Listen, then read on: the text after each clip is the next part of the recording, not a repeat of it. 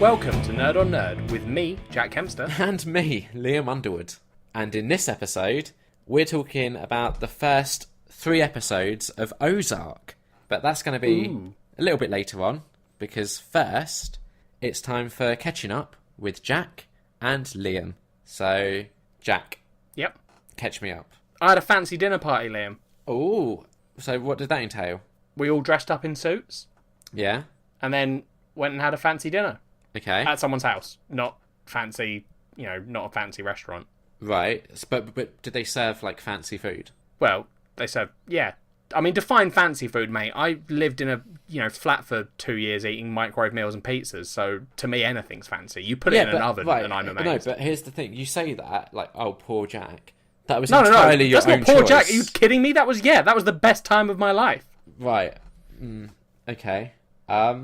Define fancy. Like, I don't know, like, let's say, did you have a starter? Yes. Was it, like, calamari or something?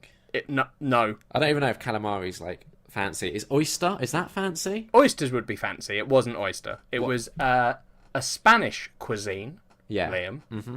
I can't remember the name, but it was... Brilliant. Yep. It was garlic bread with cheese. Okay. So It might not have been garlic bread. I'm thinking about it.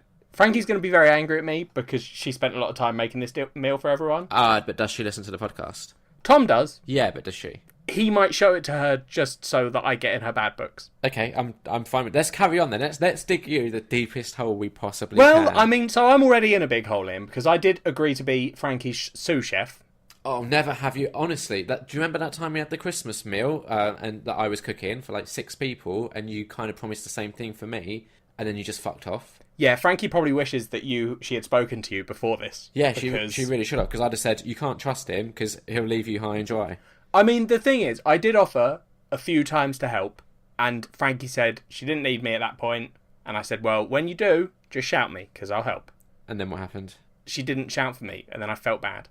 Well, I guess that's kind of her fault. It's better than what I did to you. Yeah, definitely. Because that was a definite, I'll help you in the kitchen, and then I started drinking and didn't want to help you in the kitchen, because it's boring. Yeah. Yeah, I'm well aware, Jack.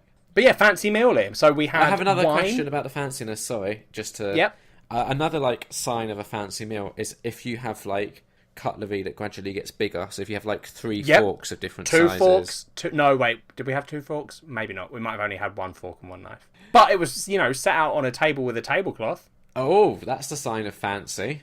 Exactly. I will admit that we did leave the TV on through dinner, because... That's less fancy. Candles? That was less fancy. Also, the PS4 controller we were using to control the TV that was in the middle of the table did also detract from the fancy.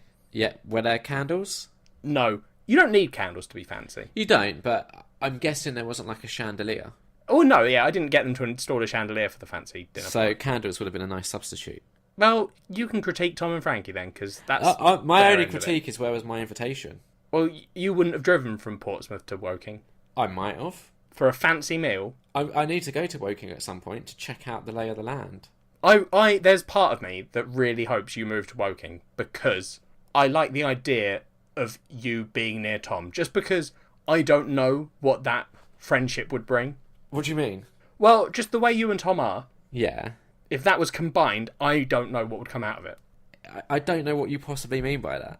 Nothing weird, just like I don't know what that resulting friendship would entail. Well, we've already, like, manned the USS Enterprise quite successfully. Yeah, exactly. So you've had interaction. I'm not saying you aren't friends. I'm just saying, like, a friendship where you live near each other, you'd be doing stuff with us, Liam. Yeah. I don't know why this is, like, weird to you. It just is, Liam. You're a weird guy. I think the listeners would agree. I don't think they would. Anyway, listeners, write in if you think Liam is weird. Anyway, Liam, fancy dinner party. Carry on. So you had garlic bread and cheese for starter. It was more than that. It had a fancy name, and it might not have been garlic bread. I don't remember. Was there like a garnish? Cheese. No salad? I don't eat salad anyway. I know you don't, but like for everyone else who's an actual adult. Not for the starter. Okay, carry on. You don't have salad with a starter always. No, not always, but I mean it would have gone nice with the garlic bread with cheese, is all I'm saying. Well, like, not a big salad, just a little teeny tiny, like, couple of leaves and shit. You cook one fucking Christmas dinner and you think you're some sort of expert. Yeah, carry on. We had that, and then for the main we had beef. Oh, beef's like, it's good, but it's a hard meat to get right, so that's a bold choice. Or was it pork? Right, well, there's a difference. Pork's quite a fatty meat, or it can be. Yeah. Okay. So we had meat. For the main course, we had meat. Vegetables? Like, obviously not you, but the adults. I had some vegetables. I imagine it's like a fancy meal. And you know, I don't know if you remember as a kid when you'd go out to eat with like your parents and they'd go out with a load of friends, there'd be like a kids' table. Yeah. I imagine them doing this fancy meal for their like friends, and then you have a little kids' table, and they've just got like they've cooked you like a special little meal of just fish fingers and tomato ketchup. Are you saying that I do like the idea of them separating me out to a kids' table? To be fair, I didn't have ketchup, Liam. I was going to ask for it at one point, but I was like, I can't lower the fanciness of this meal. It's just the fact that you considered it. I have ketchup with everything. Mate. I know, I have ketchup it's with a Christmas problem. dinner. It's not. Ketchup's delicious. What, with a roast dinner? Because that's essentially what you're saying it was.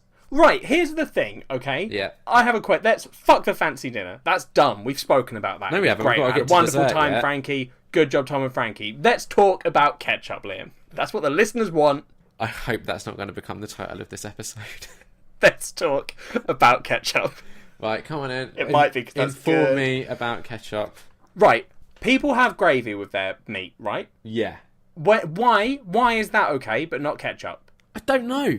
Exactly! It's all society telling you that you can't have ketchup with your meat, Liam, and I refuse to be held down by the man. Just in my mind, when I just imagine like dipping lamb in ketchup, like because I know what those two tastes are like separate, my mind then combines them and just goes, "Ugh, what are you doing?" See, so that might be it, right? Because I don't like plain meat. Like, I like gammon. I don't really like... Gammon's too salty for me. That's ridiculous. It's delicious. I don't particularly like beef, lamb. What's the other one in that little group? Beef and lamb. Venison? There's another one. No. I'm trying to think what's in a beef and lamb group. I'm guessing you're not including like chicken. Do chicken and turkey get their own group? Yeah, they probably do get their own group, but it might have been chicken I was thinking about. Pork? Maybe we had chicken at the fancy meal. I genuinely don't know. Wow, okay. Bad times. Anyway, so, right, I don't like the taste of them. I don't mind chicken so much, but they're very plain, which is why people have gravy with them. I think we'd all agree. Yeah, no, so it's not only that, but they can also be a bit dry, so the gravy gives you a bit of moisture. Yeah, they can be dry, but I don't think they have a particularly nice taste. I don't, like, it's not that I hate it, I just don't like, I wouldn't choose that taste. I wouldn't be like, oh, here you go, you can either lick this delicious vanilla ice cream flavouring or beef flavouring.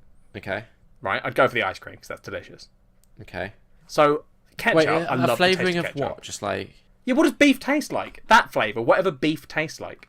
Yeah, but you're saying like flavouring, like you can have a lick of this flavouring. Do you just mean like a lick of beef? That's because I realised if I said, would you like to lick this ice cream or this slab of beef, everyone would go ice cream and it wasn't a fair comparison. Right. To be honest, I shouldn't have gone ice cream, Liam.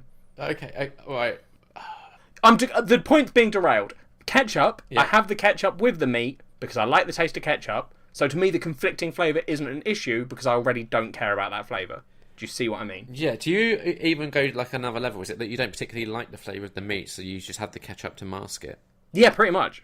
Okay. Or not mask it, no. As a kid, I probably would have done that. Yeah. But now I just have it on there, so there's now you've thought of whole reasons to justify this ludicrous Yeah, exactly. behaviour. Now I lied to myself. Right, okay. Have we sufficiently covered ketchup as a topic now? I think so. I still think you're wrong. It's absolutely bonkers. That's fine. You can think I'm wrong because I know that there's a lot of people out there who love ketchup as much as me, and they're afraid, Liam. They sit down at family dinners and they sit there and their mum says, do you want some gravy on that? And they say, oh yeah, I guess I'll have gravy. And the mum says, why did you say it like that? And they go, nothing, mum, just give me the gravy. And inside, Liam, they're screaming for ketchup. And I will happily be their front man. This has actually happened to you, hasn't it? It sounds a little bit too real. Moving on. So, wait, can we just backtrack a little bit? So, you was a big boy and you didn't ask for ketchup at the fancy meal.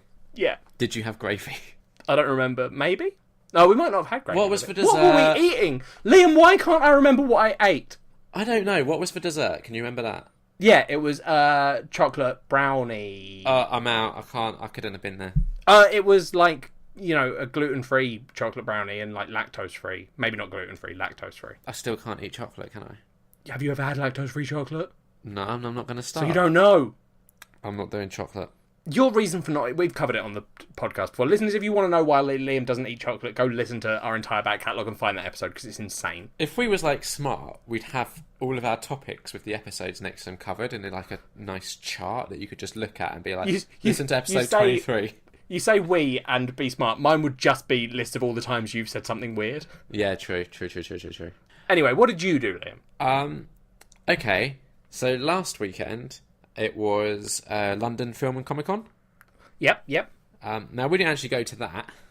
We went to a talk afterwards, which was at the venue, but you didn't need like the London Film and Comic Con tickets to get into it. Yeah, we went to after show sort of thing. Yeah, we went to a live podcast recording, the Smodcast with Kevin Smith and Scott Mosier. Oh, cool.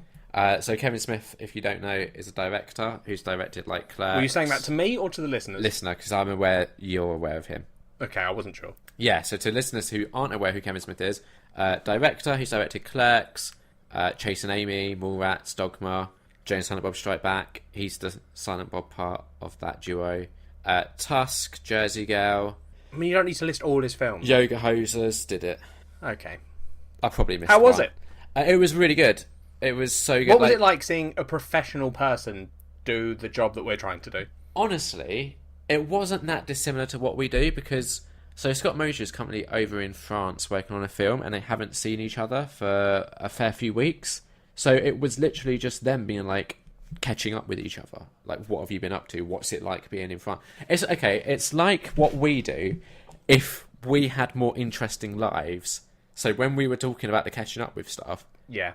It was actually interesting stuff. Like, it wasn't like a fancy meal. It was like, no, I was in an entirely different country immersing myself in a culture. Yeah, so if our catching up with wasn't a 5-minute discussion about the merits of ketchup. Yeah. So imagine you'd gone to like, I don't know, Sweden to live, and I'd been busy making a movie, and then we were catching up on discussing like me being like, oh yeah, so I worked with, I don't know, Joseph Gordon-Levitt, for example. Yeah. But yeah, no, it was really good. And one of the things I like about listening to Kevin Smith is how like motivational he is, because he's very much like of the opinion, especially nowadays, that like the technology is available to people. If you want to create stuff and put it out there, it's so easy to do that nowadays, as we're proving on a bi-weekly basis. Yep, that's true. So yeah, I really enjoyed it. It was really good. It was their 10th anniversary, so there was a lot of like emotion between the two of them, where they just talked about kind of, imagine us doing this for 10 years, you know, and actually sticking I don't with think it. we'd have an emotional episode. I don't know. No, okay. Imagine. I feel like I'd try, and then I'd fall into the same trap that I always fall into. All right. Imagine, Jack, that this actually became something, right? That we could be proud of. I'm proud of it. Okay. And then, like, imagine in 10 years' time, us being like, oh, the lives we're living now are partly because of this thing that we started 10 years ago. I think it would be a bit emotional. Yeah. Maybe. I don't know. It was really good, though. I really enjoyed it. If anyone ever gets a chance, like, go and listen to his podcast just because it's cool. But if you ever get a chance to actually go and see him do a talk or whatever, I would recommend that. Fair enough. And then, so, me and Kat, my other half, my girlfriend of 7 years, for a while now, we've been kicking around this idea of doing, like... She's been a guest on this show, by the way. Oh, has she? Yeah, a couple of times. We've been kicking around this idea of doing, like, a podcast together, because she wants... I think she looks at what we do, and she probably thinks to herself, I can do better than that. I mean, yeah, it's a fair assumption to make. Yeah, no, I think she just wanted, like, I think she's just fascinated by this whole, like, weird podcasting thing that I do, and she wants to kind of get involved a little bit. Yeah. So we're doing like a couples podcast. Well, we're doing like a video cast because we've filmed it. We don't really know what it's about yet. Okay, see, that was the first question I was going to ask you, is what is it about? So it's called Won't Grow Up podcast. Yep. And I think our like pitch is essentially, we're not your like average couple. No. In that, like, we don't really want kids. We don't really want to get married. We don't have the same sort of like life ambitions as a lot of other couples seem to have. Yep. So we're hoping to provide a, you know, whimsical outlook on what it's like, essentially dating me, if we're going to be honest, because I imagine that's going to be the issue most of the time. Yeah, that's what I was sort of hoping for. I don't know. So the first episode was just us trying to come up with the name, which we successfully did. It's called Won't Grow Up. But Is that so? Just a quick question then, Liam. yeah. Does that sort of ruin that episode in that you start listening and you're like, well, they're trying to pick a name, but I know what the name is? This is a thing that I did raise on the episode itself about 20 minutes in. Cool. The penny dropped and I kind of realised. Yeah, everyone's going to know what the name is. Yeah. No, that's. I was just kidding. That's still interesting. Well, we'll see. We'll see. Don't say it's interesting until you've seen the first episode. That's my advice. It's so funny, guys. Guys, listeners, it's so funny. Yeah, thanks. If we ever get around to setting up a network, this could be part of it. Yeah. So... Oh, sorry. Were you saying that as a sweeping statement as only half of the runner of this hypothetical network? Yeah. How dare you? What do you mean? You need my approval. Yeah, that's what I'm saying. No, but right. Wait, what? You said it can be part of it. How dare you? Could it not? No. Okay, I'll let Kat know. She'll be heartbroken. No, I'm kidding. Of course it would be part of the network, Liam. Oh... Alright, so this annoyed me the other day, Jack. So I was driving the other day with Kat, and I've realised what my least favourite, like, besides other cars and other motorists and, like, general traffic, my least favourite part of driving is the traffic lights. Okay, why? They're so fucking arrogant. Just, honestly, they're so full of themselves, like, oh, look at me, I can stop you without even touching you. I just have to show some red. And it just does my nut in that they have this, like, control that has clearly gone to their heads. And then, right, so what's even worse than this is there's certain traffic lights, like when I drive back to my parents, there's a big roundabout with these traffic lights that are like, I guess, I don't know, smart traffic lights or have like a sensor or something where if the road is empty and you're driving up, say it's a red, it'll kind of be like, oh, it's empty, so it'll just automatically flash to green for you. Yeah. It honestly does my nut in. Sorry, that annoys you more. Yeah. Why? They just think they're so fucking clever. Oh yeah, look at me just predicting the traffic. I don't like it. You're insane is the problem. No, honestly, they do my nut in. Sorry, don't fucking say no honestly at the end of a story about how you think traffic lights are sentient. Not sentient, just fucking You're arrogant. applying arrogance to them. Do you not see that? No, because they're not people. I don't like them, Jack. Inanimate objects can't be arrogant. Have a look at a traffic light. I have. So you don't think that it's kind of like being a bit show-offy when it sees you coming, it's like, oh, No. come on, I'll let you through. No, I think that's good. I'm like, oh, good, you're not one of those traffic lights that just stays red. It's good in like, I get where I need to go quicker, but I just don't think you should give it that much control. It can't handle it. I'd also like to point out, just quickly going back to the start of this, you said your least favourite part of driving except, sorry, what was it? Other cars, people, and motorists, motorbikes, and then traffic. No, not was the other thing. motorbikes, just motorists. Oh, sorry, motorists. Yeah. So cars, motorists, Yeah. and then I believe you said traffic as well. Yeah. So other than those three pretty major things in driving, this is your least favourite. Yeah, the traffic lights. Cool, got you. Sick of them. Honestly. I'm so glad. Honestly.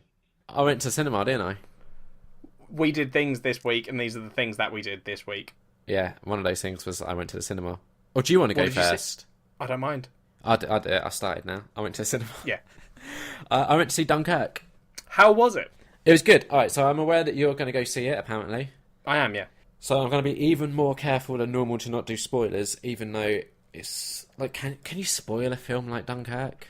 So, here's the thing. Yeah.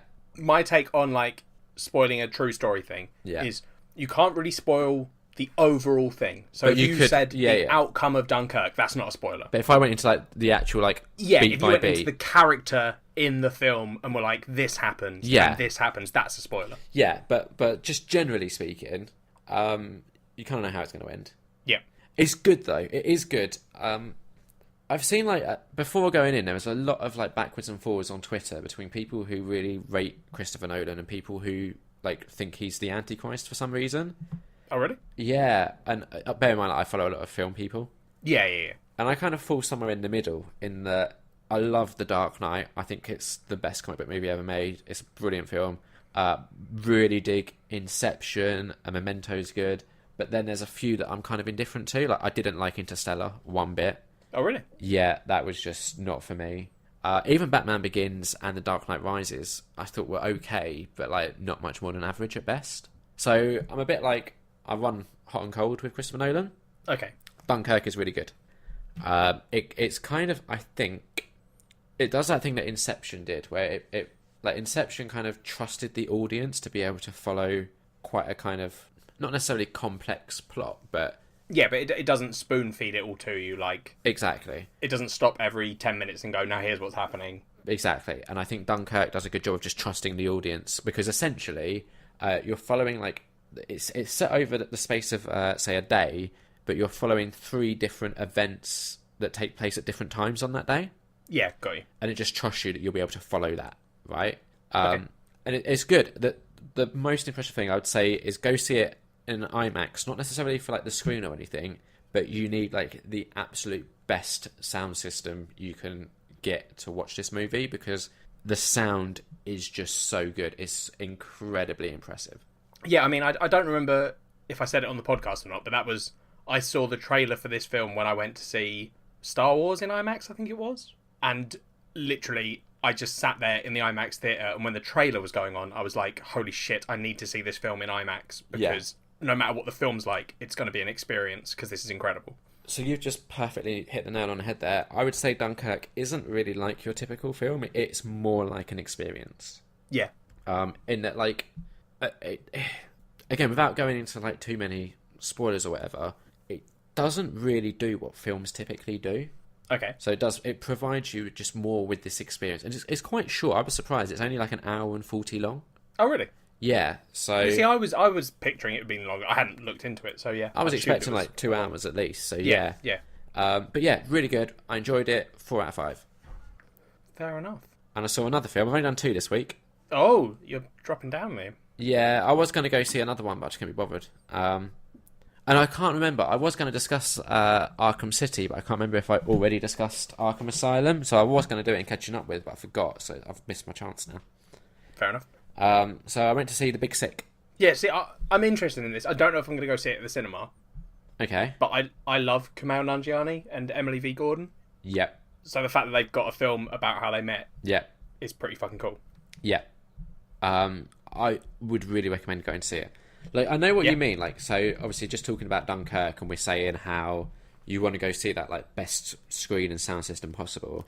Like The Big Sick, it isn't a movie that necessarily demands you see it at a cinema. Like, you wouldn't lose anything watching it at home. But I would say it's worth going to see at the cinema, because that's going to tell people who make films we want to see more of this sort of film. Yeah, I get you. So do it for the world, Jack. I will, Liam. What was surprising to me, so Dunkirk, hour 40, this was 2 hours. But in a way that it didn't feel it, and it's such a delightful film that even though it was only 2 hours, I kind of wanted it to be longer still.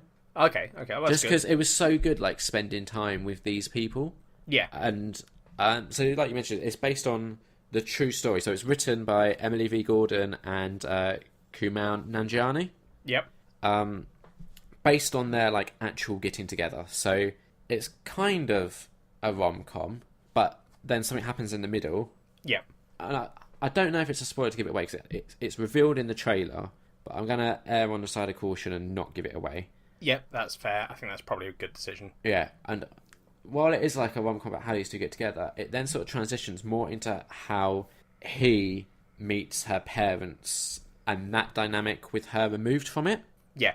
Which is really interesting. You've got Ray Romano and Holly Hunter who play the parents. Kumail Nanjiani plays himself, and then his other half, Emily, is played by Zoe Kazan, who she's just delightful, by the way. Like, have I made you watch Ruby Sparks?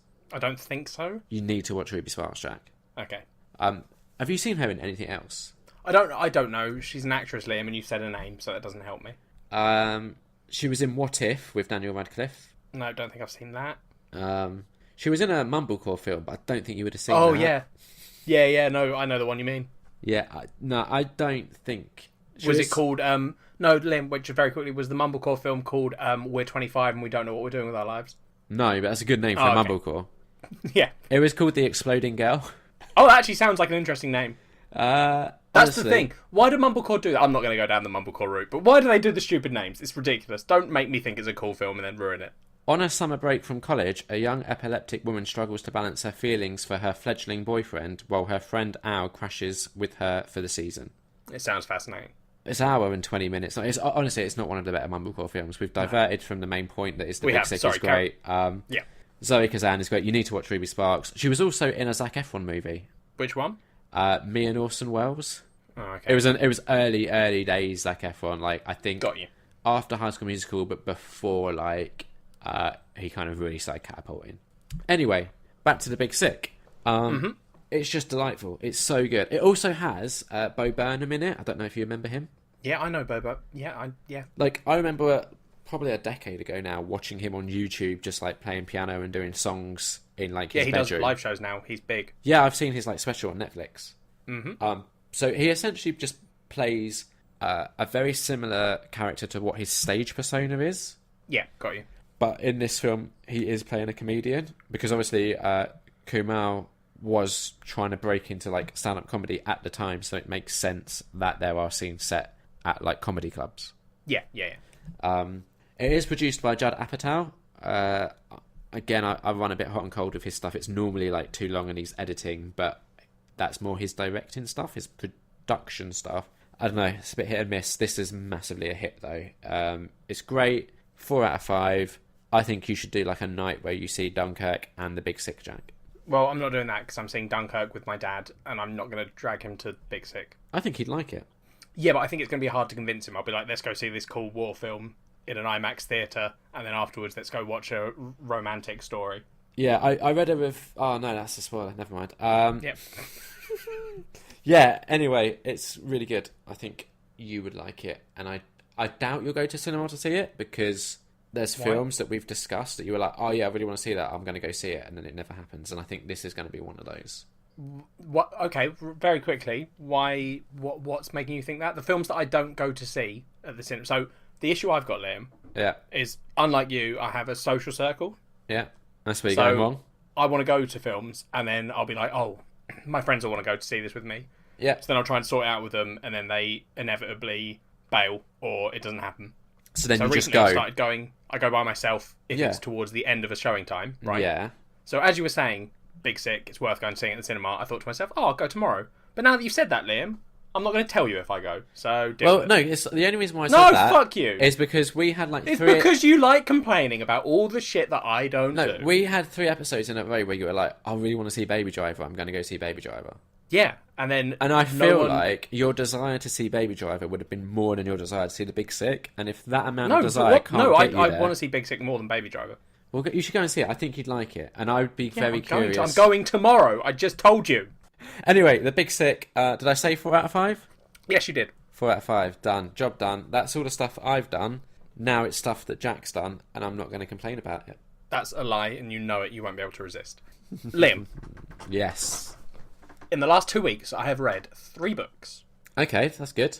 I haven't read American Psycho, which I know is, the one that I've recommended, and there is a good reason that I've not done that. People are like we've had tweets from Gibbo, who's really excited for you too. Yeah, I will get around to it. It will probably be on the next episode, I imagine. Okay, but there is a reason. So first, I'll go through an order, but hold your horses, people, before you tweet at me saying Jack's a dick and doesn't do what anyone suggests. No, do it. Tweet it. Which tweet is true. That, it's true, but just do it later. Call him a dick. I mean, you can. Firstly, I read the other 2 books in the Bill Hodges trilogy. So the second book in that trilogy is called Finders Keepers. So this is a follow-on from you when you started Mr. Mercedes the other week, is it? Okay. Yeah, which Kat recommended. Yep, and that's Stephen King? Yep, Stephen King. Cool. The legendary writer. Yep. Is legendary the right word for him?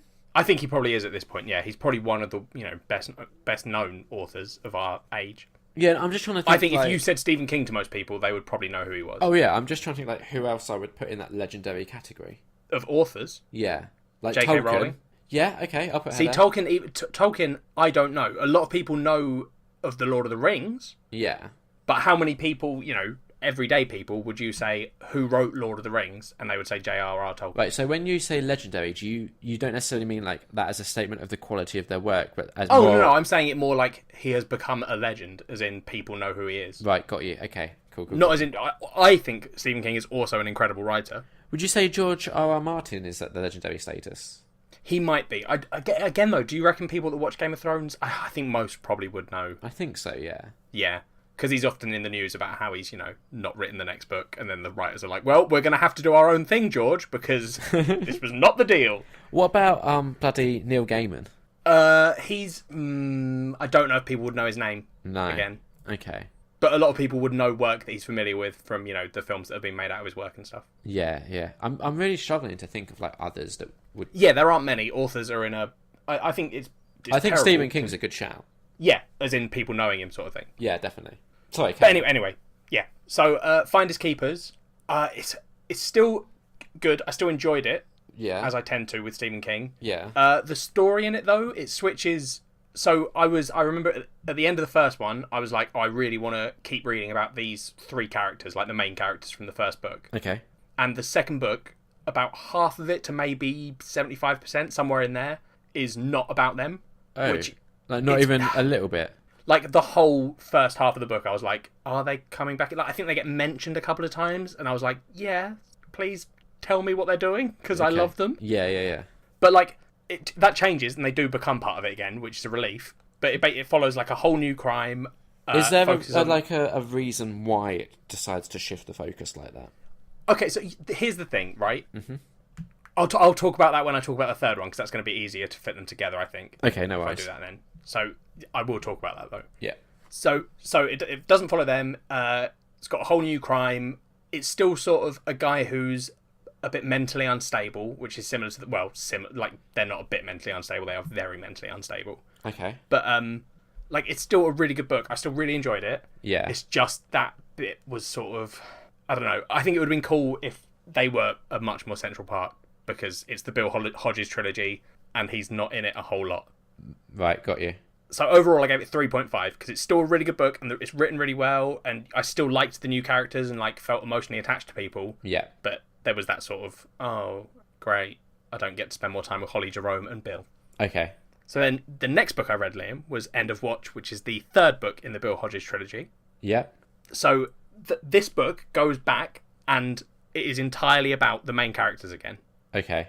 So I find it weird that the second one didn't do that, because effectively what you've got here are book 1 and 3 fit together really well, and there's a lot of stuff that ties the 2 books together. Yeah.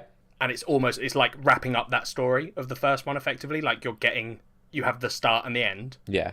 But then there's this weird middle book where you aren't getting that, if you know what I mean. Yeah, that does seem like a strange... It's a really weird choice. Again, the second book is really good, but it's just odd to me. Not really good. It's 3.5 out of 5, so that's it's about better than average, but not really good. Yeah, but I can't give everything 4s. Okay, yeah. But, so, when I was talking about the first book on the other episode as well... Yeah. I think I mentioned the fact that there are sort of hints that there might be something supernatural. Okay. Right? And the first and second book, it's literally just very minor, maybe there's some supernatural stuff, but you could easily explain it away as no. Yeah. This book just goes, no, it is supernatural. Okay.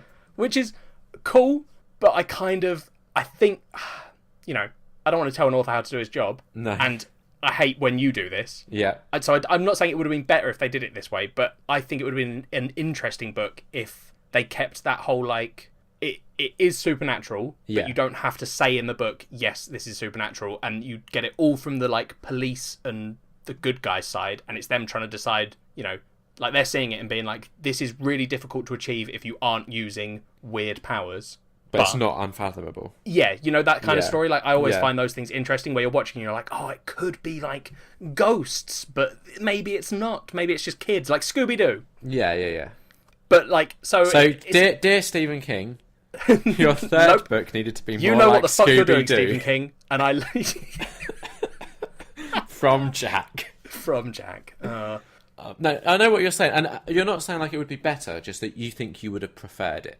Yeah, maybe. I still, again, this the way they wrap up this story is fucking beautiful, and I shed a little tear at the end of this book. That's not a big deal for you, though, is it? You shed a tear over anything. It still is. Yeah, I shed a tear, but it doesn't mean less when I cry, Liam. It just means I'm expressing my emotions. Yeah, no, but I mean, I cry emotionally. Yeah, you cry over a lot of stuff, so it's not yeah. it loses its meaning when you do it to No, everything. but it's like, it's genuinely, like, it has a really good end, and it's a good end to this trilogy.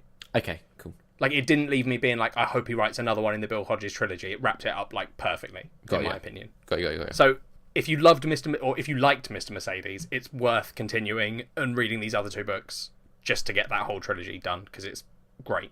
Is that more to Kat, because she liked the first one but didn't read the other 2? Yeah, I think Kat would enjoy both of these books. Okay, cool. But yeah, so I gave this book 4 out of 5. So, what did you give the first one? I don't remember. Okay. So Might have been a 4.5. So a maybe 4.5, a 3.5, and then a 4. Yeah. That's not bad for a trilogy. No, yeah. I mean, it's sort of what I was expecting when, like, I know I love Stephen King. Yeah, so yeah. When I read his stuff, I'm usually like, oh, I'm probably going to love this when I come out of it. So next week we're getting your American Psycho review, are we? Yeah, on the next episode, I'll have done American Psycho. Okay, so... But before that, Liam... Yeah. We were tweeting with Gibbo... Yeah. About... or I was tweeting from my... He asked something, or there was a conversation chain that mentioned Scott Sigler, who wrote Nocturnal, which is one of the other books you recommended for me. Yeah, you reviewed it last week. Yes, I did. Yep, good point. Yeah. So last episode. Yeah. And then Scott Sigler tweeted at me, Liam. Sorry, why are you trying to encroach on housekeeping, Jack? We're not there yet. Because, Liam, the fact that he tweeted at me Yeah. made me want to read more Scott Sigler, so I started reading the Infected trilogy. Okay, right, got you. So I read book 1 of the Infected trilogy, which is, pretty standardly called Infected. Okay. So it's this... The idea of Infected Yeah. is this new disease starts appearing on people, and what it does is it makes them brutally murder the people closest to them. Okay. So I think it starts with someone horribly murdering his family. Yeah. And you follow an FBI agent, not an FBI agent, sorry, a CIA agent, someone who works for the CDC, and a guy who's just been infected. Okay. And it's the story of, like, the government people trying to deal with it So in different ways. Is it told in quite a similar way to Nocturnal, where you're like each chapter sort of jumps to a different viewpoint? Yeah. Because I think Nocturnal did that, didn't it?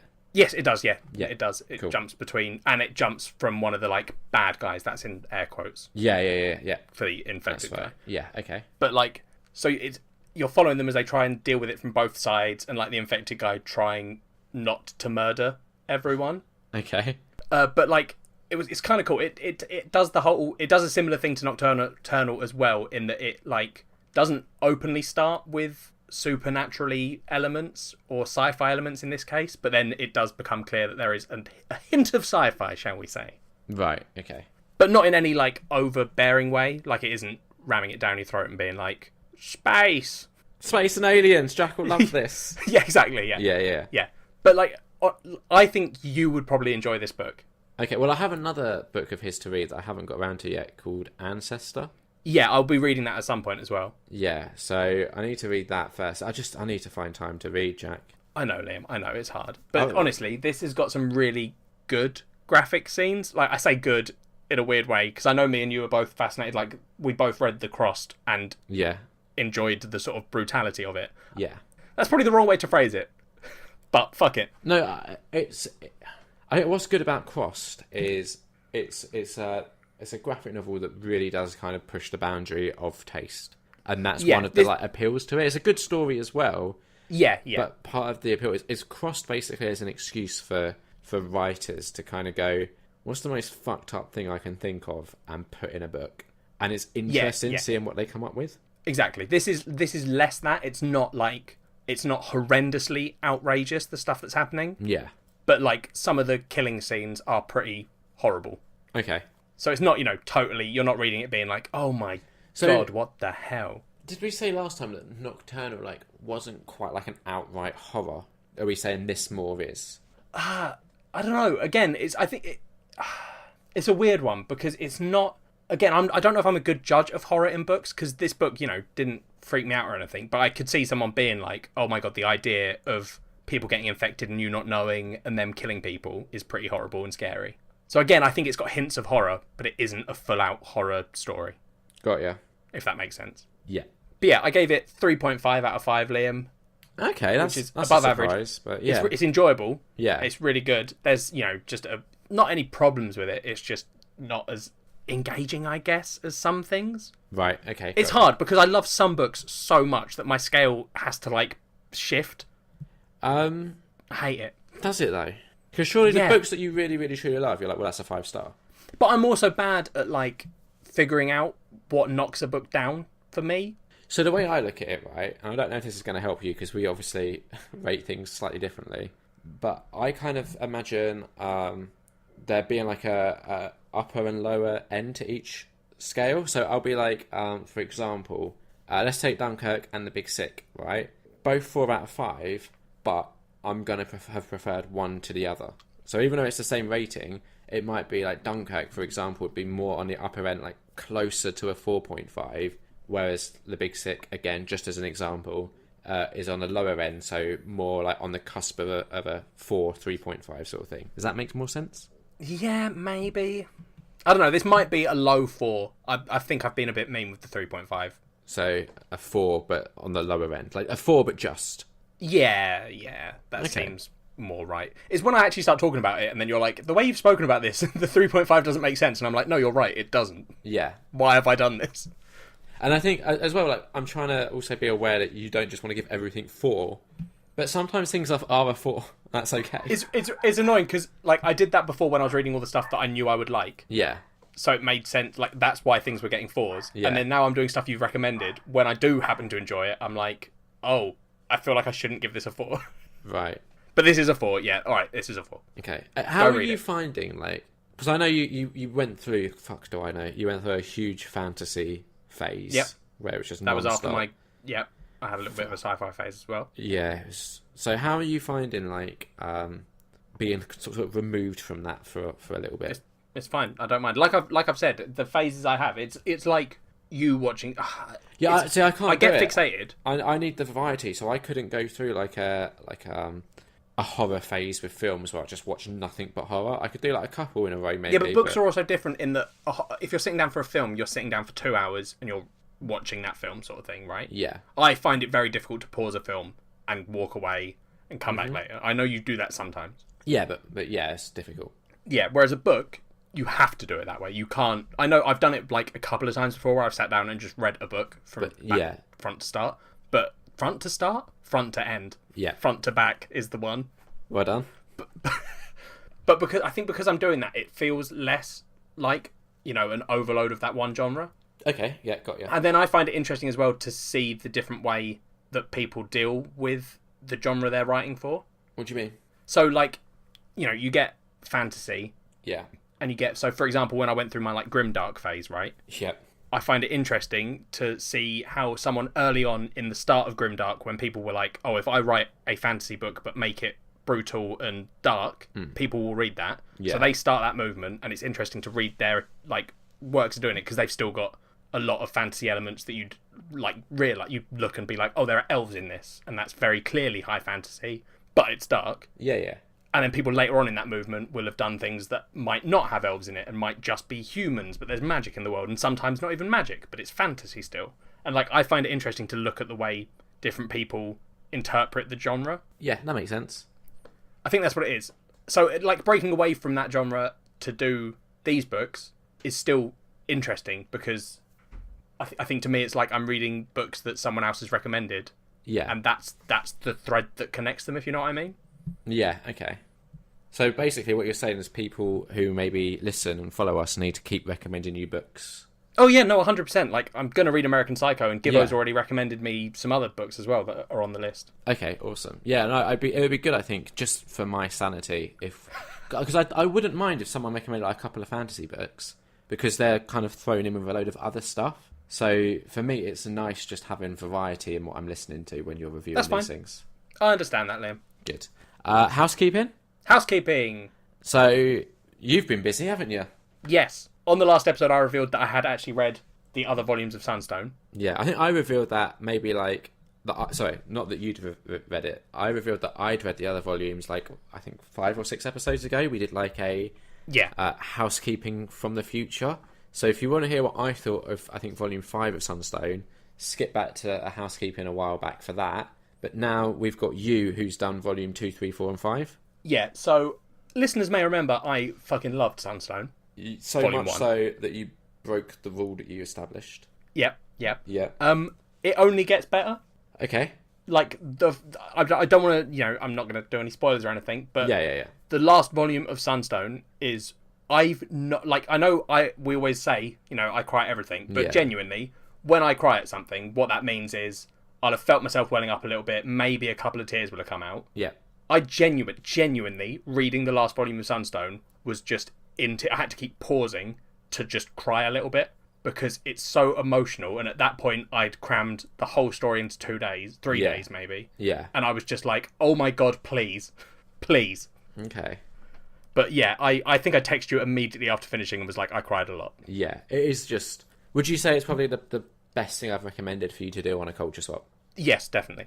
Okay. Listeners, I love this series so much now. So I now need to find more like BDSM stuff for you to do on culture swaps. It's not the BDSM.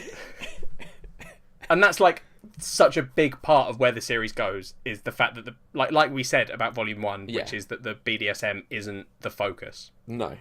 And that stays true. If anything, it becomes less of a focus as it goes on. Yeah. Really, like I feel like they use the BDSM as kind of like a hook, and then there are some other story elements that do tie into the BDSM scene. They do, but I do feel like they hook you in, and then they just make you fall in love with these characters, and they're like, so the BDSM stuff's here, but we don't need it to keep you interested. Yeah, exactly. It is, honestly, like I absolutely loved it. I don't know how to say the guy's name still. Honestly, he's just so good. I love his writing and his art. Like, he's done some art that I saw on Twitter for a story with the Joker and Harley. Oh, okay.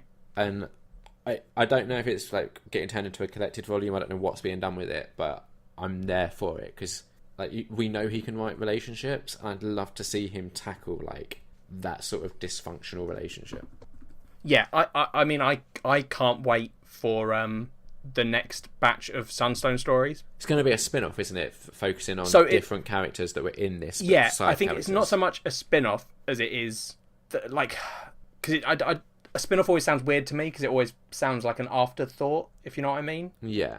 Like, and sometimes spin-offs are really good, but I don't want to sully this. Yeah, I mean, look at like Frasier, which was spun off of Cheers. That's amazing. Yeah, that's fair. Yeah, but like, yeah, it follows other characters that we've been introduced to, and I think the idea is that there are going to be 4 stories total. So Sunstone, I can't remember the names of the other ones. No, I think it's he talks that at the end of volume 5. Yes, right? he does. He's like, this might be the end of like this part, but there's more to be told. Yeah, where these characters who you love are going to have a part to play, but they're not necessarily the like focal point. Yeah, and it will have. Yeah, I think he said that it's going to, and there are obvious things in Sunstone where you're like, oh, there's a story happening. Yes. With these other characters that I'm currently not privy to, which I think is quite cool. Yeah. No, I'm there for it. I'm very excited. Yeah. That's. I don't remember what else I've done for Housekeeping. I don't know if I have. I don't think I've done anything else either. But we have got some correspondence, Jack. Oh, have we, Liam? We have. So obviously we called the last episode "Jack and Liam Get Sexier," to which is true. Lee responded in capitals, "Impossible." Thank you, Lee. Thank you very much. Kat also said that she's glad you went with her favourite title. And then, yeah, well, what was the other title that we were maybe thinking of? So we had Sexual Nerds, which was a reference to something that was said in Sunstone. Yep, or there was Jack and Liam Get Sexy Again, right? Yeah. Yeah. Then we had what's possibly been like my favourite bit of correspondence we've ever had. And that's not to, like, piss on the cereal of the people that have tweeted us in the past. It's just... No, fuck it, Liam. This thing was incredible. Tom really did step up the game, and he put together a little video. It's one of the best internet videos I've ever seen. It's called Nerd on Nerd. We've retweeted it. Do you want to describe it? He's cut together a bit of audio that happened towards the beginning of the episode, Liam. Yeah. Which involves you eating a iced lolly and getting it all over yourself. It was so hot here, though. The weather, I was going to mention this in Catching Up With, but I forgot. The weather's been really, mental lately, in that, when we recorded last, it was hot as balls. And then last week, I was, back to wearing jeans and wrapping up warm. Yeah, it's ridiculous, Liam. Anyway, the video. Yes. Tom's cut together the audio of you, because I left it in the episode Yeah. because it was hilarious. Yeah. He's cut it together into a little porn video, Liam, but without the video. A little, like, 30-second, like a Porn Place Presents, he called it. Yes. And it's, honestly, it would be the weirdest porn video to see, firstly. Well, just because of the stuff you're saying, but it genuinely works so well. I've watched it on repeat so many times. Yeah, I watched it like 3 times when we received it. I was like, oh my god, I need to keep watching it. I made Kat watch it. It was that good. Did she laugh? Yeah, she thought it was great. It is. I asked Tom how long it took him. He said about an hour. I was like, that's an hour well spent, I feel. Yeah. I liked his description of he had sometimes he gets ideas. Yeah. And he just has to make them. Yeah. I feel like Tom is an artist deep inside. There's an artist in Tom that occasionally forces his way out and is like, make this cool thing now. Yeah, and this was probably the coolest thing I've seen. Yeah. I think we might be Tom's muses. Yeah, I'm okay with that. Yeah. Right, so we had a tweet from Corey, long-time listener. He tweets us on the reg, which I'm a big fan of. So the first tweet just says, listening to Jack and Icy Pole Spiller Liam Underwood. Yep. Which I immediately responded saying, Icy Pole Spiller is like an amazing rap name. Well... Come on, imagine like stepping up to the like stage It's like a cool 80s rapper name. Icy Pole Spiller. Now they're all called like Ghostface Killer and stuff. I'm bringing it back, Jack. I'm making rap cool again, where it's no violence. Yes. Yeah, you're right. That's what's wrong with rap at the moment. It's not cool enough. It's got too violent, hasn't it? It has. That's true. It's all effing this hoe and shooting the po-po. Oh, let's stop that. Stop right now. Let's rap about spilling ice lollies on ourselves. Yeah, that's relatable. Because I can't relate to going out and busting some caps. But spilling something on my shirt, relatable, Jack. Very good. What else did Corey say? He said that he was picturing me in a bonnet with a bib and a dummy, or pacifier for our America listeners, with a dummy on a lanyard around my neck. And he said maybe that's just him. So I was just wondering what your take on that tweet was, Jack. I don't know, Liam. Like, is that what you were picturing? No. No? I was picturing you spilling ice lolly on yourself, because I... So you're saying maybe that is just Corey then? Just him picturing that by himself? No, I'm sure we've got a dedicated group of listeners. I like to imagine that there are a group of women out there, and men, you know. Yeah, why not? All genders. Yeah. Who I am going to affectionately call the Liamettes. Okay. I imagine all of them were picturing you in various compromising positions. Compromising? Yeah, well, yes. If you were caught in public, Liam, wearing a bib and a pacifier around your neck and a bonnet, I don't think anyone would be like, oh, this is very normal. I think they'd be like, this seems embarrassing for you. You have been compromised. So if the Liam groupies are called the Liamettes, which I don't think is a great name, I'm just putting that out there. I think we can do better. You can. They're your groupies. Don't think about it now. No, I'm thinking what would the Jack groupies be called? They'd just be called moany twats, probably. You said it. So you've just insulted your own group. If they're my group and they like me for the way I am, Liam, then they are aware that they're moany twats. I'm going to call them the Jackovskis. I mean, that's fine. They can either be the Jackoffs or the moany twats. It's their call. I don't mind. Okay.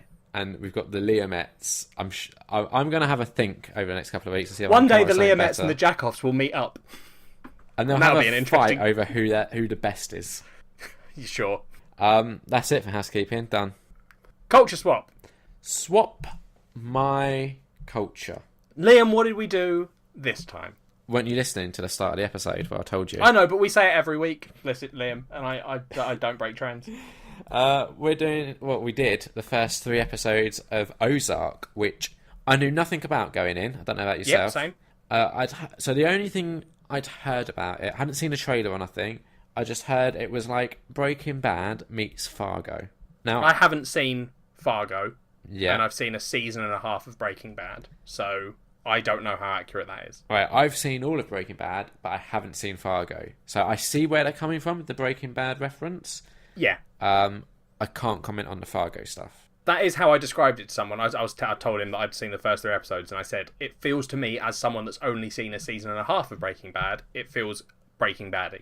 Yeah, not as good as Breaking Bad. Like, I know you have issues with Breaking Bad. Whoa, you've pushed out the boat. What? Obviously, most people are going to say that it's not as good as Breaking Bad because a lot of people love Breaking Bad. Yeah. So that's not like a bold statement. I think that's probably most people's reaction to this. No. But what I was about to lead to is you not being a fan of Breaking Bad and having not seen a lot of it. Yep. I'm curious how. Like, I wonder if to like this, do you have to not like that? So are you saying you didn't like this? I thought it was okay. I had issues with it, Jack. Okay, well let's. Do you want to just go into it? Should we do a little like plot synopsis? Oh, and there will be spoilers for the first 3 episodes. Spoilers for the first 3 episodes, listeners. If you want to watch it, turn it off now. Yeah, I mean, to be honest, like, it's 10 episodes long, so I think even from what we've seen, I don't think we could massively spoil it in with the first 3 episode discussion. No, there's a couple of big things that happen, but nothing that's going to ruin the last 7 episodes for you. Exactly. Right, so a synopsis. Basically, you've got Marty Bird, who's played by Jason Bateman. He is what's his like job? He's an accountant, effectively. A financial advisor, right? Yeah, financial advisor. In Chicago, they launder money for the cartel. That goes a bit wrong. His partners and his associates all get killed, resulting in him having to like up sticks and move to the Missouri Ozarks.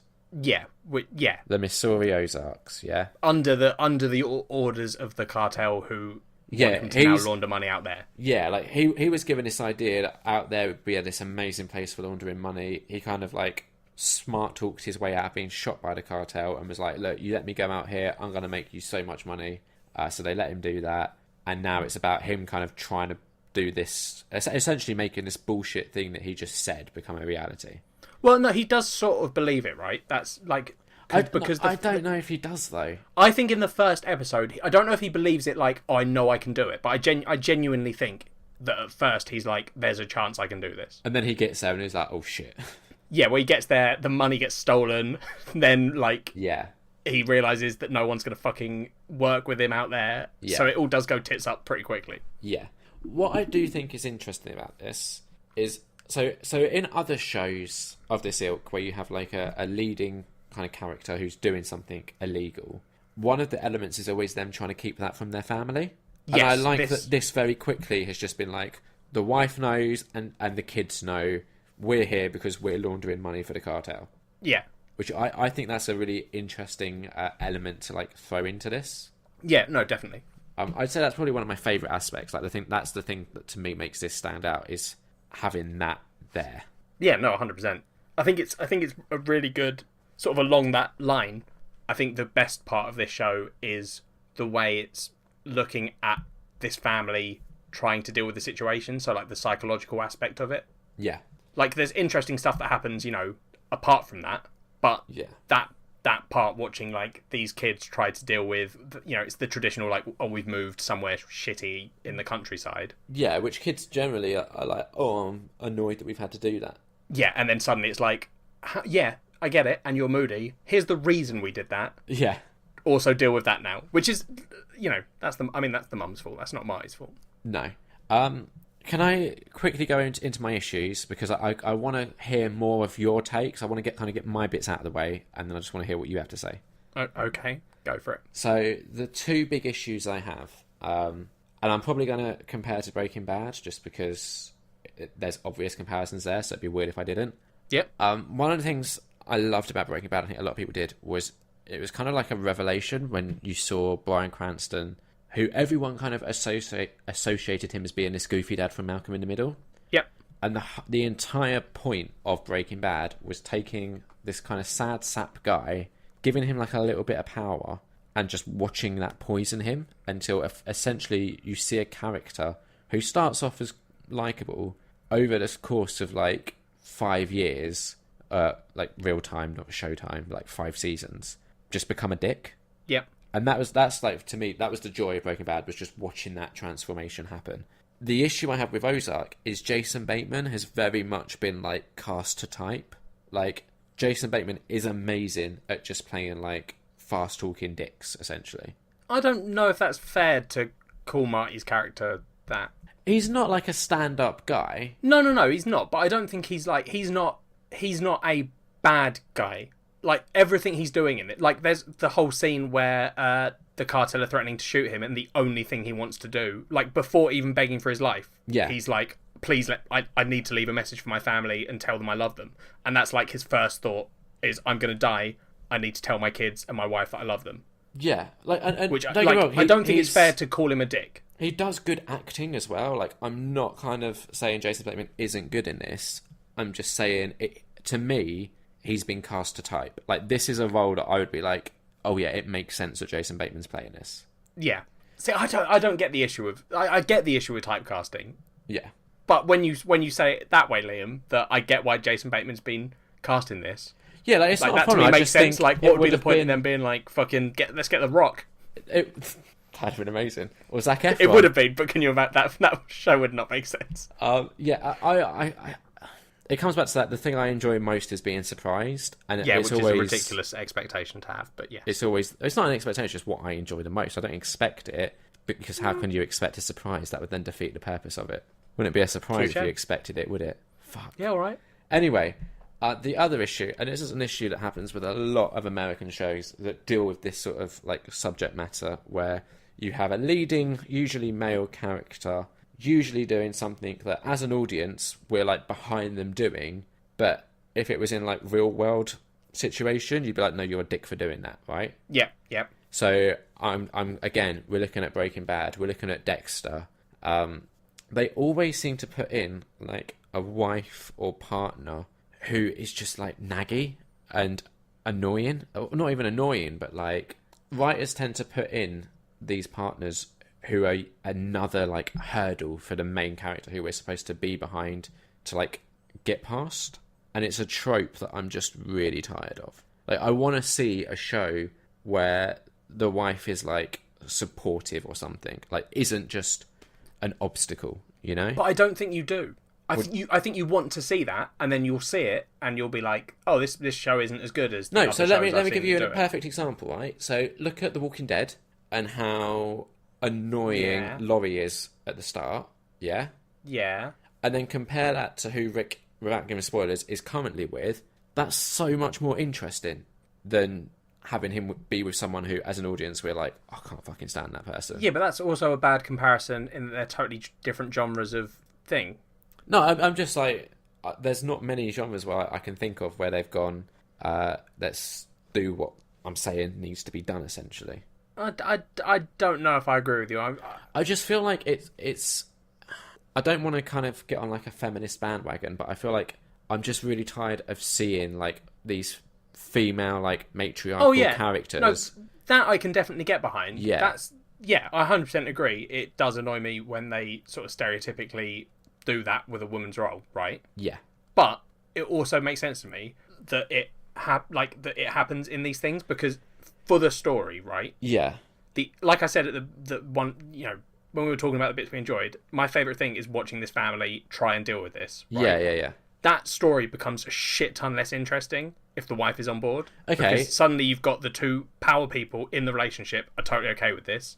Then you've got the kids who are being miserable shits, but the parents are working together to resolve it. So that works in that favour. Like, I think it's more unbelievable if they're like, we're laundering money for the cartel. Yeah. But look, we've got a plan. We're working together. Don't worry, because I think it's less believable if then the teenage kids are like, "Oh, my life's ruined." I'd be like, "Well, your parents are fine, so chill the fuck out." I feel like they've gone to very deliberate efforts to make the wife like particularly not even unlikable to put you against her. In that, so okay, you could initially have that like friction of her finding out what is actually going on and her not being happy, but then to add that like cheating affair element on top of it.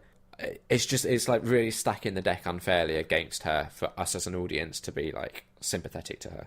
It is, but they're also, it seems like episode 3 wise, they're making her redeemable a little bit in that she's got the like, you can see that it's fucking her up. Yeah, it's cool that what and she's like now going like, looking through. out for her kid and stuff. Yeah, I just like, I really like the storyline between the mum and the daughter at the moment, where it's like the daughter has flipped out of the mum because she reveals the plan and knows that she's only doing it to hurt the dad. Yeah, I like that. So she's like, "Oh, mum's a bitch. I don't like what you did either, Dad. But At least Mum you're is the not one trying to that's- poison me against her. Yeah, which I think is an interesting take. Yeah, I actually really like the kids in this.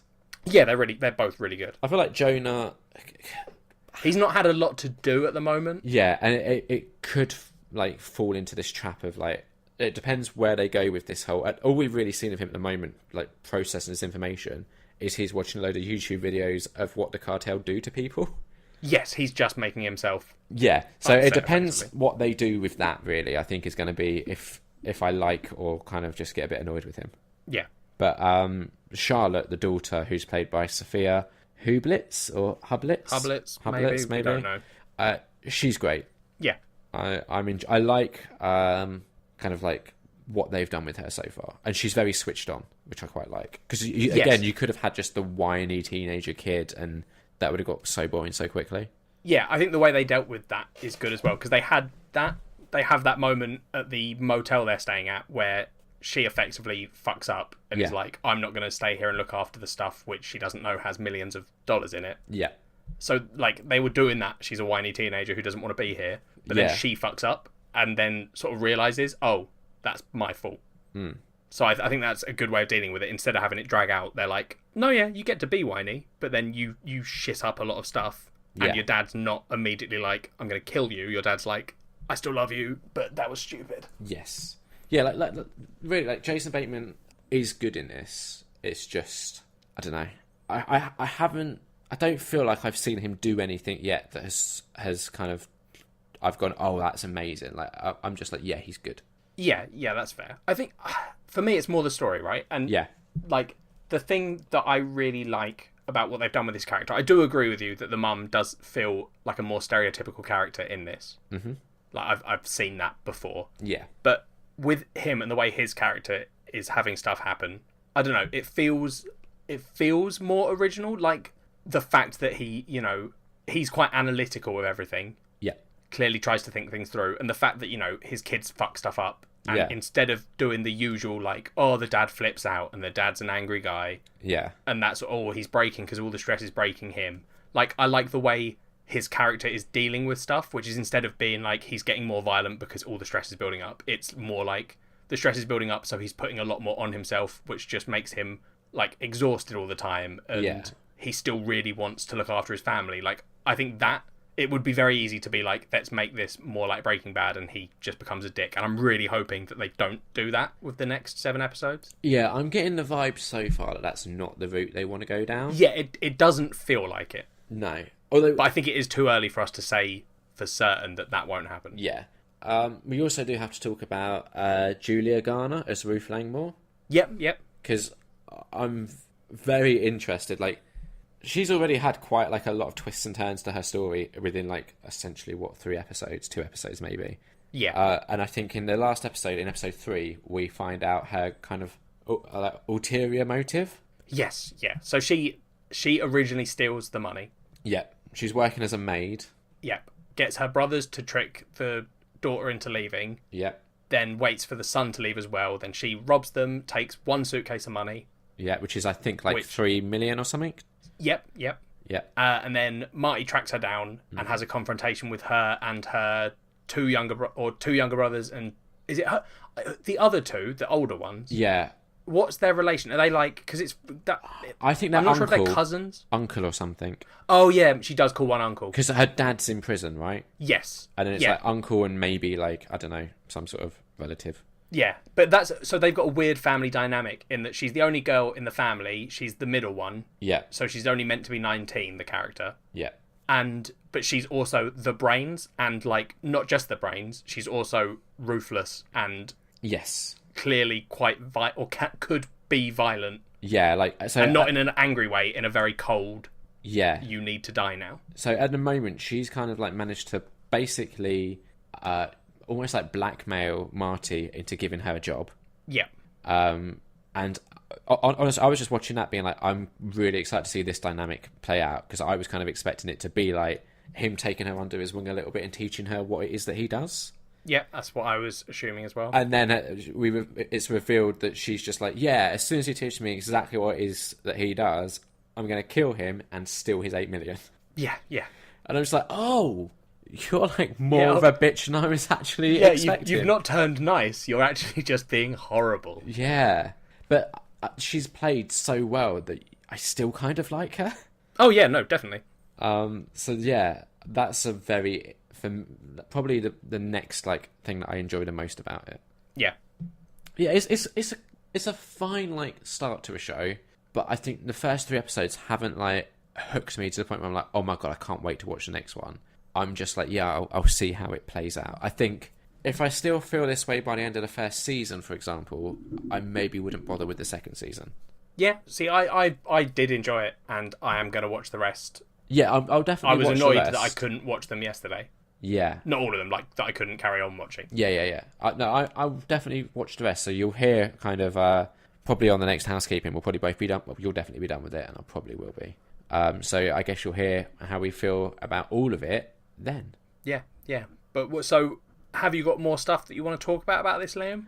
I don't, do you? Not particularly. I think we've covered most of the bases I was thinking. Yeah, I mean, it's hard with the show, like, when we do TV shows, I think it's a lot harder than when we do, like, graphic novels or films, because we tend to do, like, a whole package with those. Whereas with these, there's always this element of, like, well, we don't know what's going to happen next. Yeah, it might change. Yeah. So, yeah, I feel like we've done a good job of kind of... Yeah, not to pat ourselves on the back too much. No, fuck it, Liam. We've done a good job. We've done a good job of discussing, essentially, like, 3 episodes of a 10-episode TV show. Yeah. But we had the same issue with, like, Twin Peaks. Yeah, no, we definitely do. It is the issue of doing 3 episodes or 6 episodes, depending on the length. But I just don't think... Well, I know I could have got 10 done in between recording sessions. Yeah, I mean, you're the issue on it, because I definitely could. Yeah. But so, listeners, if you want us to cover a whole series in the future, complain to Liam and convince him. No, but this is what the beauty of Housekeeping is. Because it's not like we'll never talk about this again. No, I'm never talking about it again. Well, what did you give the first 3 episodes, Liam? Out of 5, 5 being good or the best, 0 being the lowest. 3. Okay, yeah, average. Yeah. You? I'd give it a 3.5. Okay, makes sense. Above average. Yep. Very good. Oh god, it's your birthday, isn't it? Yeah, buddy, we've agreed, listeners, that for our birthdays, we are allowed to recommend something and the other person has to do it. There's no debate. There's no... Well, no, I think unless it can't be something ridiculous. Oh, yeah, well, all right, that's fair. I'm not going to do the stand... No, but then I'm also reasonable enough. I think you need that limitation more than me. Yeah, but I'm not going to recommend The Stand to you. What would I recommend that would be, like, unreasonable? Oh, you're going to recommend, like, a 5-hour film because you're an arsehole. A 5-hour mumblecore. Yeah, exactly, and you know you will, so no, don't I don't think I will, actually. Whereas I have been really fucking reasonable with this choice, I think. I would probably recommend something like Sunstone, to be honest, so... Yeah, see, that's the thing. I think we both think the other one's going to try and fuck us over. Yeah. But in reality, we just want to recommend good stuff. Yeah, but you know I've got issues. And you're not taking that into consideration. Yes, you do. No, don't talk around it. Yes, you do have issues, you're right. You're not factoring that into your, oh, this is what we're doing. No, that's true. I'm not, because also part of my goal of this is to, like, help you. How want is it to break you out helping of me? your... Because you're broken, and I'm trying to fix you. Why? Because you need to be fixed, Liam. Says who? Oh, well, no one official, because you haven't seen them yet. That's for Jack and Liam try new things. Right, okay. Liam gets therapy. I'm just... So... sorry, go on. annoyed. No, go on. No, I'm annoyed, That's Jack. fine. You can be annoyed. It doesn't matter. You'll it's enjoy this film. No, the thing is, it's something that I do want to do. I'm just not doing it right, and that makes me very uncomfortable. Well, that's ridiculous. Right, listeners, what we are doing next time ridiculous. is we are doing the anime movie Princess Mononoke by Studio Ghibli. Now, what Liam is complaining about is, as I've probably mentioned on here, and Liam has probably mentioned on here, he has a need to watch, for some reason, everything that a studio has produced up till that point. Within certain constraints, he could watch, I imagine you could watch a Universal film without going back and seeing Universal's entire back catalogue, for example, Liam. Yeah. So why is it different for Studio Ghibli? I don't know. Exactly. It just there we is. go. It is. So, no, it isn't. No, it isn't, It's Liam. because... You're just broken. No, it's because I want to watch all of them. That's fine. Watch them all. No, but it therefore makes sense for me to watch them. No, it doesn't. No, right. It makes sense. No, For stop me. saying it makes sense. No, but for me. Yeah, but you're using makes sense, which is a ridiculous statement. I know you're saying for me to quantify that, but don't. Just don't say makes sense. But it does make sense for me. It doesn't, though. No, but you're missing the key part of that, Jack. I think what you need to say is it makes sense in my head. In my head, it makes sense, yeah.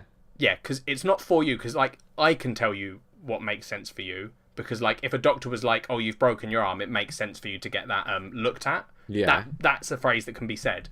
This doesn't make sense for you because it's feeding into your weird obsession that you don't want to have, Liam. The thing is, right, I do want to watch this film. That's good. We're watching it for next episode. So. But I want an excuse to watch all of the Studio Ghiblis. And my excuse is to go like, right, I'm going to watch them from the start all the way through, right? Now, if I start jumping in like midway through, I'm probably not going to watch all of the Studio Ghibli films because why would I? I'm not doing it in order. It's well, crazy. that's fine, Liam, because I hope you're aware if you don't get around to watching all the Studio Ghibli films, they will all have come up on Culture Swap at some point, and you will be the one to blame for that. I doubt they will come up, all of them. Oh, they fucking will. If you don't go and watch the rest of Studio Ghibli at some point, I will keep adding them to this list. Yeah, so we're watching Princess Mononoke. Liam's going to suck it up and watch it like a man. No, so he's going to moan about it. That's fine. Well, then you're going to look bad if you moan about it because you didn't watch it in order. Also, though, right, one other thing is I made, like, a pact with the listeners, okay, that you're now forcing me to break. Sorry, what was the pact you made? No more anime until we watch Barefoot again. Yeah, because no, I was like, no, you're right. Right, no, you're right, Liam. That's That's fair. What a fair pact for you to make. You made such a sacrifice. I don't think you really know what a pact is. I don't think you get to just. It's like me being like, you know what, Liam? You're right. I'm going to make a pact. I'm going to keep eating ice cream every day until we watch Princess Mononoke. Poor me. You'd love that. Yeah, exactly. No, but no, okay. And you'd love to not watch any more animes until we watch one that there was you a know you reason like. for it in that you were like, oh, you hate anime, and I'm like, no, I don't, and I wanted to show you an anime that I liked, so when you did recommend me anime in the future, you could be like, oh, well, I now know what he likes, so I have a better idea of if he's going to like what I want to recommend or not. You're right, Liam. You're right. I'm sorry that I've broken the storyline of Nerd on Nerd. Yeah, the Liam, listeners now are going to be podcast. like, we can't trust them. Yeah, sure. I don't give a shit. We're watching Princess Mononoke. Happy birthday to Jack. Just why? I like that you're still trying to talk me out of it if you think that I'm not stubborn enough to just stick to my guns on this. Okay, sure. Here's the issue, Jack. Go on, Liam. I've been eyeing up this Studio Ghibli collection. It was released as a Blu-ray box set, okay? Yep. And at the moment it's extortionately expensive. It's ridiculous. I'm livid at how much it is. I'm waiting for it to come down in price. And now I'm going to have to get it. And I'm just livid. Yeah. Do what I do, Liam. What? Rent it on Amazon. You thought I was going to say something illegal, Liam, but I don't do illegal things. I rent the videos on Amazon. You've met me. Yeah, you don't need... Yeah, if you know you're buying the box set, then you don't need... You can just rent the video on Amazon because you know that you're going to be buying the box set with it in it. I disagree. Because if I get this box set, it's going to add like 12 to the list. Here's the thing, Liam. Again, right, okay, let's just put this in perspective for you. Yeah, right? yeah. One, it's your problem, not mine. This whole obsession with watching things in order. That's got nothing to do with me. I don't care. You could be sympathetic to it, though. Two, if you want to watch all these films, to watch Princess Mononoke, that's your choice. You've got 2 weeks. Do it. That's cool. I don't give a shit. I'd have to watch 6 films before it. That's fine. That's doable. It's a lot. 6 films is not that many. That's one every 2 days. But I've got to order the box set and then I've got to wait for it to get here as well. No, you don't. If you don't choose to do things in a reasonable manner, again, not my problem. If you have to buy the expensive box set to watch this because you refuse to take the easy option of renting the movie on Amazon, which is an option that you could easily take, and it wouldn't impact you in any way, you could still buy the box set at a later date. That's, again, your problem, not mine. That's not me being unreasonable. That's you being unreasonable because you're not taking the easy option. Yeah, okay, carry on. No, that's it. 3 points. Those are 3 points. 3 counterpoints to why I think you're being unreasonable about not wanting to watch Princess Mononoke. I think the thing that annoys me the most, right? The thing that really grinds my gears is that I know for a fact most of our listeners will agree with you. Yeah, I don't know why that annoys you.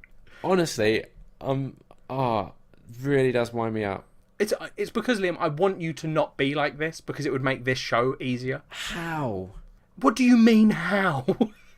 I mean, I don't know. You're literally arguing me about watching my recommendation for Culture Swap because you think you need to buy the ridiculously expensive box set. Imagine if you didn't need to do that, right? Just picture you pitching this to me, and I didn't own the box set, and I wasn't like you, which I'm not. I was just like, oh, Princess Mononoke? Yeah, I'll rent it on Amazon Video. Look how quick that was, Liam. Imagine if we didn't have a 10-minute discussion at the end of this episode about you not wanting to watch this film because of your weird obsession. Yeah. Do you see, Liam? I feel like you're just saying yep. I'll be honest, I feel like you're talking a lot, but I don't know if it's always making sense. Okay, well, I think you might be tuning out, so... Yeah, no, I am. Let's wrap this thing up.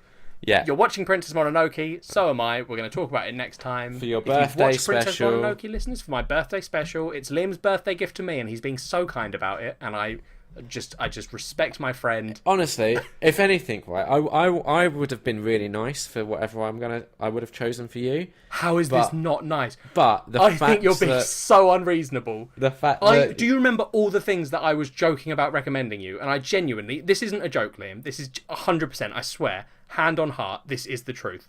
When we started talking about this, about a week ago maybe, yeah. I sat down and I genuinely went, what is something good I can do for Liam? And that my idea was, I'm going to get a film, an anime, which I know he's not a fan of anime particularly all the time.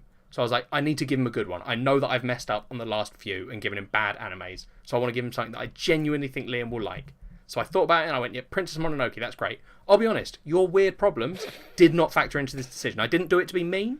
I didn't do it because I thought it'd be funny to watch you be like this. I genuinely didn't consider them, Liam, because they're insane and they're not a thing that reasonable people consider. So the fact that you are taking this so badly is confusing as shit. It's like someone giving you a cake and you being like, I'm lactose intolerant. How fucking dare you? And throwing it. It's like someone giving me a cake and me looking at it and go, you know I don't eat chocolate. Yes, exactly, yeah. And then you being like, you know what, for your next cake, I'm going to buy something horrible. I'm going to give you a cake of arsenic. And them just being fucking confused as shit. Yeah, that's what it's like. Just figure out a way to watch this film. If you have to lie to yourself, Liam, about it, that's fine.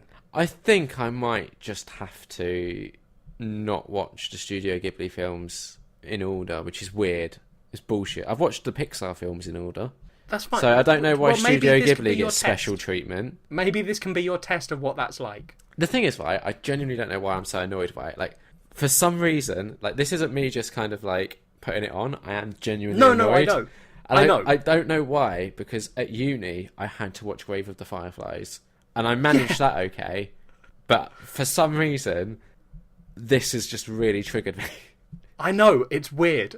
I genuinely want you to know that I didn't do this to be mean to you. I feel like this whole conversation we just had, maybe some of the Liamettes are slipping into the jack-off corner. It's alright, I'm probably going to edit a bunch of it out because we had this bit at the end, which is just us being like, neither of us know why... It's mainly neither of us know why you're so annoyed. No. Like, I know why you're annoyed. Yeah. But I didn't do it to be annoying. No, but I'm trying to think of it as a uni assignment. It's not, though. It's a bit like a uni assignment. I don't know. Like, the thing is, right, there's a box set, okay? And I don't even know why I'm looking at it, but this is how broken I am. Don't look at it. This is how broken I am, Jack. There's a box set, and in it, there's what? Hang on, let me just count quickly. 11 films. Yep. Right? How much do you think a box set of 11 films is? They're Blu-ray. I mean, reasonably, what, £110, maybe? That seems like too much. £200. Don't do that, Liam. Well, no, I'm just looking at how much like the Princess Mononoke Blu-ray by itself is, just to see what value it. So the Blu-rays by themselves are like 15 quid. So does that work out as a good price? No. What's 11 times 15?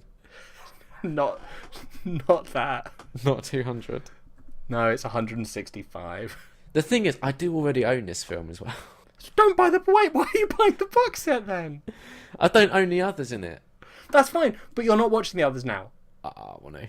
No, but don't. What would you do if the next episode I was like, right, so we're going to do a bit of an extended culture swap, like the Santa Claus trilogy all over again. You do all the Studio Ghibli films. I did all of them up to Princess Mononoke.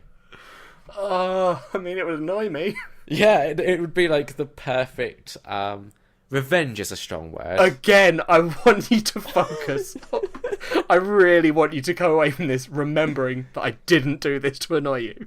Yeah. I genuinely tried to be nice. Yeah, and if I was to watch all of them leading up to it, that wouldn't be me in retaliation being annoying. It would if you spoke about them on the episode. Oh, maybe if I went into detail, yeah. We'll see. Honestly, I'm going to have a think about this, Jack. Please talk to Kat about this. And maybe she can won't explain help. to you. She won't help. She might. She won't. I'm having a big think. Okay. So that's what we're doing next time. Fuck, if you've seen Princess Mononoke, why don't you tweet us at nerdonnerd? Yeah? Yep. Good. Or they could email us, Liam. They could email us at nerdonnerdpod nerdonnerdpod@gmail.com. Yeah. Or they could Facebook us. Yep. Facebook.com/nerdonnerdpod, all one word. They could, I don't know, message us on YouTube or something. Yep, they could just search Nerd on Nerd, and apparently we come up. All one word, I think. Cool. Go for it, listeners. I'm not sure. Just search Also it and see what subscribe. happens. Yeah, we need those subscriptions, thank you. Or you can listen to us on SoundCloud. You probably are, but I don't know, sometimes maybe iTunes or something. I don't know, Jack. I've got distracted. It's fair enough, Liam. They could go to SoundCloud. I think our SoundCloud link is Nerd on Nerd Pod, but with like little dashes Dashes. in between, so that's just complicated, isn't it? Yeah. Why don't we have like a consistent naming thing? I think we both named different things and hadn't talked about it beforehand. I think it was more like, for example, we got the Nerd on Nerd handle, but then we couldn't get Nerd on Nerd as an email, so we had to add the pod at the end. And Yeah, and then it all got confusing. Anyway, it's fine. yeah, They could also, Liam, they could Yeah. rate us on iTunes, which is apparently a good thing. apparently, yeah. So go do that. 5 stars We if you want. will read out any ratings we get or like reviews we get on iTunes. We will eventually if we. We haven't had any. We haven't had any. So Good, I do you check. Yeah, I Good. check. Liam but we checks, don't. so we will read them. Yeah. That's it, I think. Any final thoughts? I'm scared that you think I've been horribly mean to you, and I haven't. Bye. Bye.